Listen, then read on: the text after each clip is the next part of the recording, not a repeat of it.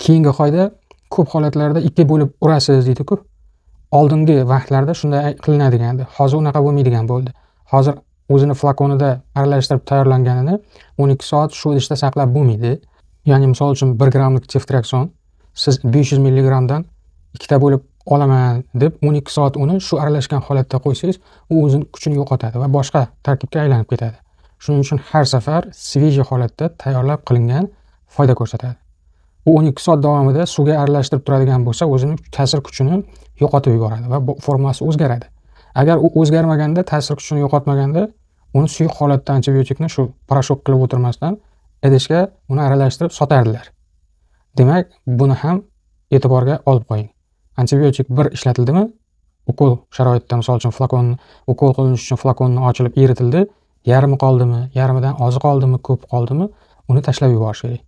Yoki shunga mos kichikroq dozalardagi flakonlarni xarid qilish kerak. Doktor Ischanovning Telegramdagi rasmiy kanalining belgisi mana 8 qirrali moviy yulduzchasi bor. Mana ko'rdingizmi? Mana shu bizning kanal.